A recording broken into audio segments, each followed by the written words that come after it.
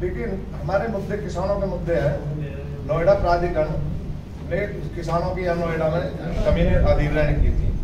कुछ किसानों ने तो वहाँ उनके मुआवजे नहीं उठे। हमारे सैदरा गांव में किसान है हमारा जगत सिंह, भूटानी बिल्डर ने उसकी जमीन पे 4 बीघे पे कब्जा कर लिया 2016 में।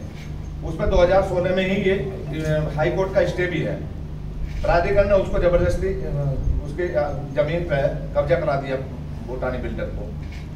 और अभी किसान वहाँ आंदोलन कर रहे हैं 8 दिन से, लेकिन कोई भी प्रशासनिक अधिकारी वहाँ नहीं पहुँचा है। और हाई कोर्ट के स्टे को भी प्रशासन नकार रहा है कि प्राधिकरण जबरदस्ती उसको गिरवा रहा है। अभी भारतीय किसान यूनियन के नेतृत्व में वहाँ किसानों का धरना चल रहा है। किसान पहले छोटी आबादी थी गाँव में, अभी आबादी वहाँ बढ़ गई है।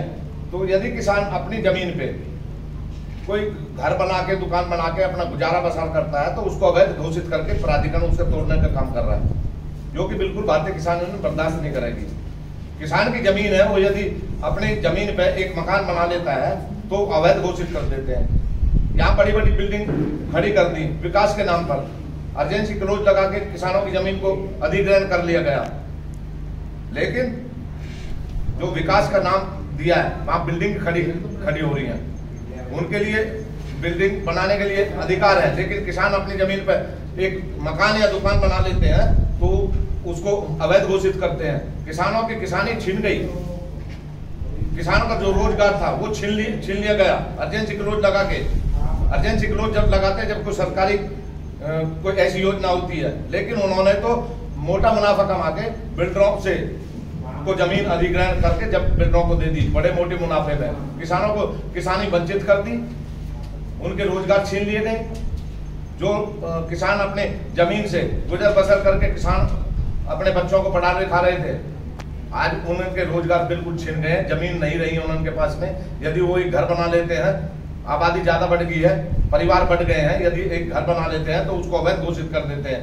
क्या उसी घर पे रहेंगे? जो पुराने मकान थे उन पे कैसे जब 4 आदमी थे अभी 20 आदमी हो गए एक परिवार में, तो उसको अवैध घोषित कर रहे हैं। ये बर्दाश्त नहीं होगा। यदि सरकारी काम के लिए उसे अधिग्रहण करना है जमीन को तो वो ले सकता है, लेकिन उसको शिफ्टिंग करके किसान को कहीं दूसरी जगह दे। अभी तक किसान के 64% सेविंग पॉइंट जो इन्होंने वादे किए थे वो अभी तक मिले नहीं है। तो हमारे ये मुद्दे हैं, 3-4 मुद्दे हैं। यदि किसान की जमीन को लेना चाहते हैं तो वहां बिल्डर अपने ले, लेकिन किसान की जमीन को छोड़े। नहीं तो हम 20 तारीख तक इंतजार कर रहे हैं, 21 तारीख में हम जबरदस्ती अपने आप कब्जा हटवाएंगे, या तो प्रशासन 20 तारीख तक कब्जा हटवा दे भूटानी बिल्डर से, नहीं तो भारतीय किसान यूनियन किसानों के साथ में 21 तारीख में अपने आप कब्जा मुक्त कराएगी जमीन को।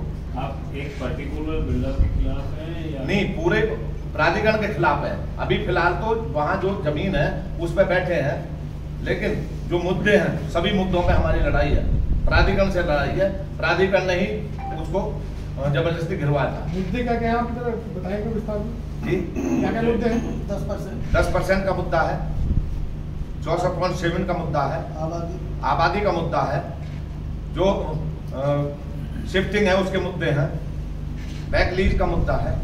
यही मुद्दे सारे मुद्दे जो अथॉरिटी में चल रहे हैं, जो अभी तक अथॉरिटी का क्या अथॉरिटी तो सुनने को तैयार नहीं है। किसी अधिकारी से बात हुई आपकी? कोई मीटिंग? अभी कोई मीटिंग नहीं हुई है, अभी हमारी कोई मीटिंग नहीं हुई है।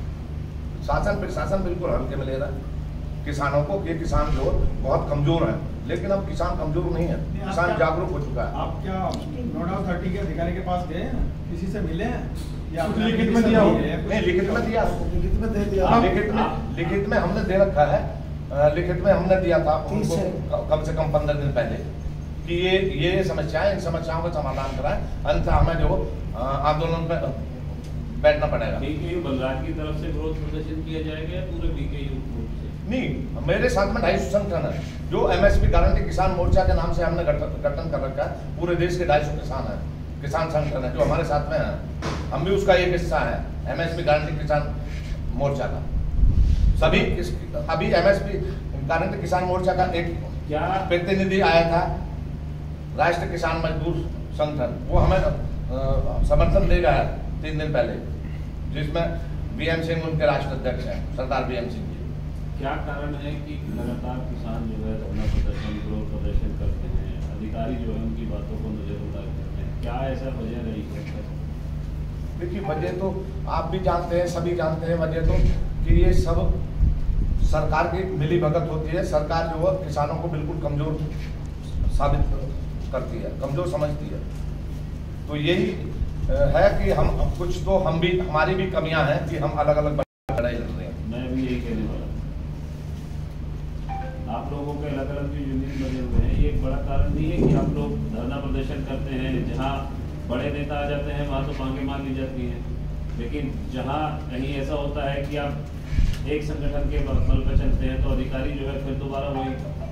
नहीं, ऐसा कुछ नहीं है भाई। एक संगठन, किसान की जितने भी संगठन है, किसान की एक ही लड़ाई है, हर संगठन की एक लड़ाई किसानों की, और सभी किसान आज नोएडा में सभी किसान संगठित होकर लड़ाई लड़ रहे हैं। ऐसा कुछ नहीं है कि हम अलग अलग हैं, सब एक साथ लड़ाई लड़ रहे हैं। और जब जरूरत पड़ेगी सारे संगठन एक होंगे। ग्रेटर नोएडा में सारे संगठन, हमने भी उसमें जाके भागीदारी दी थी, सभी संगठन उसमें है। 18 तारीख से वहाँ भी ग्रेटर नोएडा प्राधिकरण में 18 तारीख में करने प्रदर्शन हो गए। अब आपका विरोध प्रदर्शन का जो है 20 तारीख 20 तारीख तक हम वेट कर रहे हैं। 20 तारीख तक अगर नहीं, 21 तारीख तक आपकी मांगे नहीं बनती हैं तो किस तरीके का आंदोलन? ये ऐतिहासिक आंदोलन होगा। 21 तारीख में हम बड़ी पंचायत करके पहले तो उस जमीन को मुक्त कराएंगे। जिस जमीन में 4 बीघे पे किसान का स्टे होते हुए भी बिल्डर ने कब्जा कर रखा है, पहले उसको मुक्त कराएंगे, फिर उसके बाद में अथॉरिटी को कुछ करेंगे, अथॉरिटी को घेराव करेंगे। भूटानी ग्रुप से भी कोई बात नहीं है आपकी? नहीं, कोई नहीं आया भूटानी ग्रुप से, कोई बात नहीं।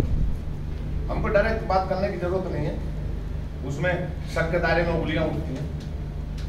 कोर्ट से स्टे लाने के बाद भी स्टे पूरा स्टे है, और अथॉरिटी ने भी किस ईयर स्टे हुआ था? अथॉरिटी किस ईयर में हुआ था स्टे? 2016 में। अच्छा, वहाँ अथॉरिटी में जब अथॉरिटी ने भी ये लिख के दे रखा है कि ये जमीन किसान की जमीन है, ये बिल्डर के उसमें नहीं आती है, उसने खुद ने दिया है लिख के, फिर भी बिल्डर को कब्जा करवा दिया है। स्ट्रक्चर मतलब बन गया पूरा कंप्लीट है अभी तो? नहीं, अभी खुदाई चल रही है। हम लोगों ने उसका काम अलॉट कब हुआ है बिल्डर को? ये 2016 में 8 में। अब बिल्डर को कब हुआ उसका अलॉट, इनकी जमीन पे अलॉट क्यों किया, कैसे किया, इन्होंने मुआवजा नहीं उठाया उसको।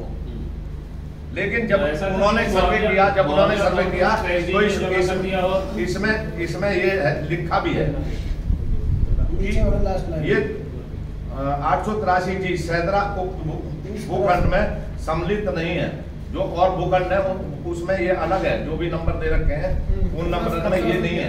अथॉरिटी ने ऐसा तो नहीं कि कैश में पैसा जमा कर दिया हो तो जो है कह रही हो कि हमने जमीन क्लोज लगा। देखिए पत्रकार बंधु, हमारी प्रॉपर्टी है, हमारी प्रॉपर्टी का पैसा वो कहाँ जमा करा, हम नहीं मानते उसको, हम उस प्रॉपर्टी को नहीं देना चाह रहे, तो उसमें जबरदस्ती नहीं है। यदि उस पर कहीं सरकारी कोई काम चलता हुआ होता, कोई सरकारी योजना होती, तो हम सरकार दूसरी जगह शिफ्टिंग करके दे देती। वो सरकारी योजना के लिए नहीं है, वो तो जबरदस्ती बिल्डरों को बिल्डिंग खड़ी करने के लिए है। जिसकी जमीन है वो यहाँ मौजूद है? मौजूद है, उनके बेटे खड़े हैं और वो भी है, वो बैठे हैं। किसान भी है, इधर आ जाओ, जिसके नाम है जमीन, आ जाओ। हाँ, जगह सिंह के नाम। अच्छा।